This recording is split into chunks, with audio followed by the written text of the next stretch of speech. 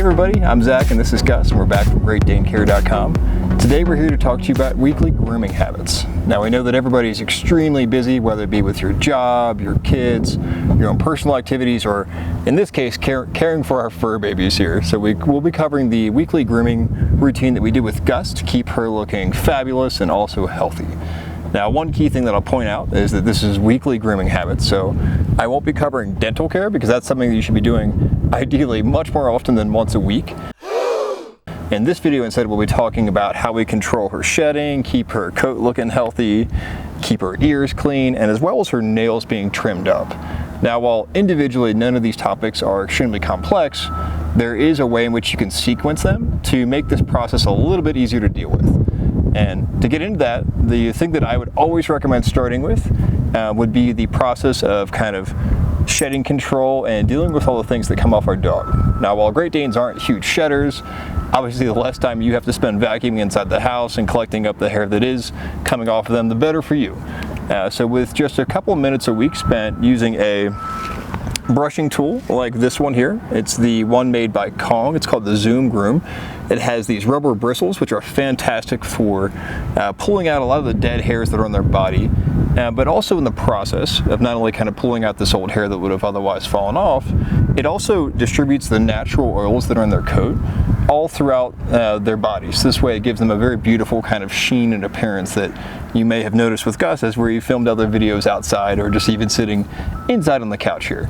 So the other reason why we start with the brushing process first here is much like yourself, if you ever had a massage, you afterwards probably felt extremely relaxed, you were very calm and collected, and for the same reason, we wanted to give our dog here a quick little massage through the process of brushing, so that way, if they are kind of upset or nervous about the process of getting their ears cleaned out or having their paws trimmed, this will at least set them up in a state where they are a little bit calmer for you. So with that, we'll jump into brushing to show you what this looks like. Gus, let's go ahead and take this off. All right, so with the brush here, I'm just going to spend a couple minutes just working from Gus's upper half here down to the body. Now, it doesn't take a lot of pressure. It's just a simple, thorough process of kind of hitting all the areas and working the rubber bristles here through her fur. And you can see just in a matter of seconds, hopefully the camera picks that up, there's a surprising amount of fur that will come off. Now, if you've never done this before, you may be even more surprised at exactly just how much comes out. But in a matter of just a couple quick minutes here, all of the hair that we're going to remove here, this would have otherwise been shed and left inside your house. And we can instead do this outdoors, assuming the weather is nice on a beautiful day like today, to get this off of her.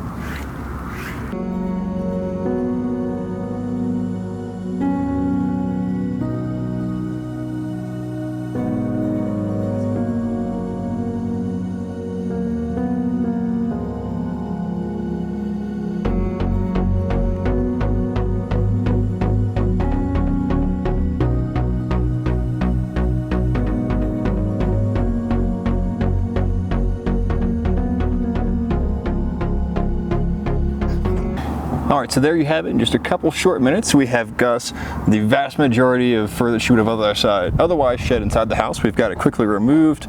She's a little warm because we're outside, but otherwise she's feeling good, she's relaxed. Now at this point, depending on which kind of process your dog enjoys less, that would be the one I'd go with next. So in terms of cleaning their ears or nail trimming, whichever one they struggle with more, that would be the best one to go for.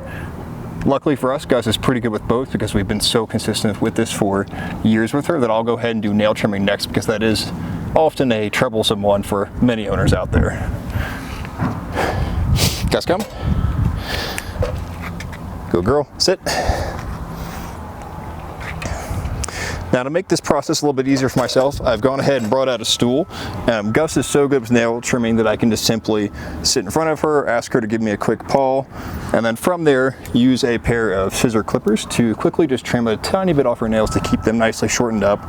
I've also got a little bit of styptic powder on hand, just in case you do nick that quick a little bit and starts to bleed. This is really important to have this, that way you can stop the bleeding.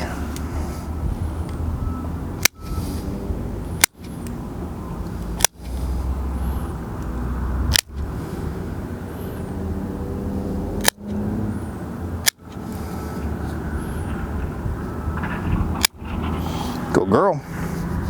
Paw.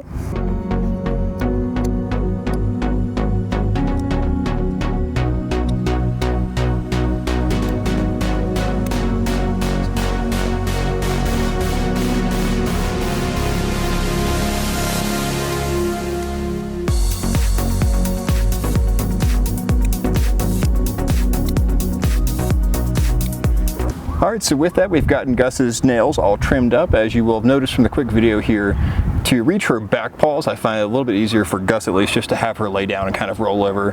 So that way there's no hovering or trying to balance on 3 legs here. Just seems to be a much easier process for us. Obviously you should do whatever works best for you, so that way the dog is comfortable and you're not risking cutting into the quick. When you make these cuts, always make sure to take off just a little bit at a time, and make sure you always are cutting at an angle that reduces the chances of hitting the quick there. Now, while we made it look easy, obviously I know that this isn't always the case for all of you, but with anything, it just takes practice and patience and time to really make this a skill so it's something that you and your dog are comfortable with. All right, so now that we've got Gus's coat looking great, her nails are trimmed up, it's time to tackle these ears. Now, Great Danes having these large ears, they are very susceptible to collecting a lot of gunk down in them. So we want to make sure that we flush them out with an appropriate ear cleaning solution to ensure that we're able to reach down into the deepest crevices here. Now, while you can use medicated wipes, this is only really the best case scenario for a very quick clean to kind of get the upper ear portion, but to get down deep, you really need a solution just simply because your hands are not small enough to reach down in there. So with that, we'll go ahead and grab our solution and a couple cotton balls to wipe her ears out. Gus, sit. Come on, sit. Go girl.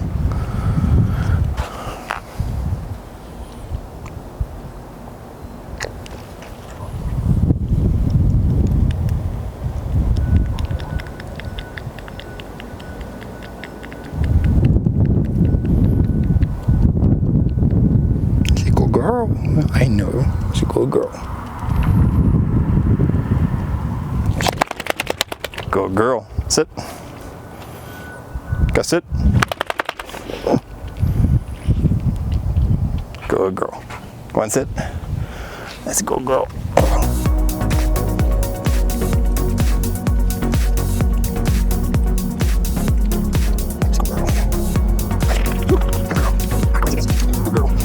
Alright, so as you probably quickly noticed there, I was using my arm to kind of keep it underneath Gus's chin to keep it elevated.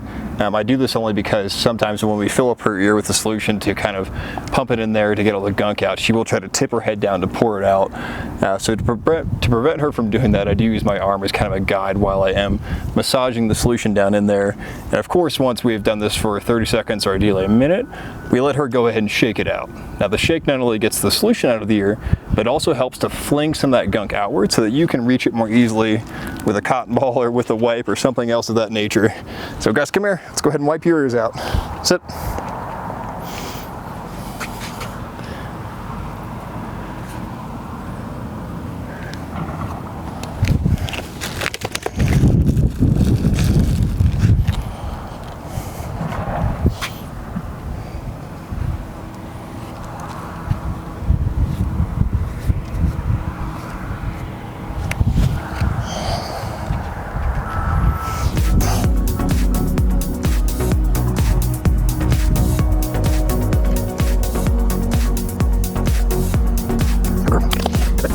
Alright, so with that, we've concluded Gus's weekly grooming routine here. Now, if I wasn't talking, this process usually only takes me about 5 minutes complete, end to end. So once again, for those of you that have not a ton of free time on your hands, this is something that you can always find a way to sneak in 5 minutes to make sure your Great Dane stays well groomed and healthy, and really actually can prevent you other medical fees from things like ear infections or damage to their legs by not having their paws trimmed often enough. Of course, not to leave this out of here, but also just the process of repeating it more frequently makes your dog much, much better at dealing with this process of having nails trimmed or having their ears cleaned here. Now, the best way to always end these sessions is by doing something fun or giving them treats. That way you ensure that it always ends on a positive note. It's really important to build up that positive reinforcement so that over time, even though they may not enjoy the process of getting their ears cleaned or their paws trimmed up, that it always ends well for them, so they're willing to kind of put up with it for the treat at the end, so to speak. So hopefully you found this video helpful. If you like this one, we've actually got another one we'll put up here in a link below that I think you'll really like next. So make sure to go ahead and check it out. And if you like this video, make sure to also give us a thumbs up down below and let us know what you thought in the comments. And if you haven't already, subscribe to the channel. And until next time, stay Daney, my friends.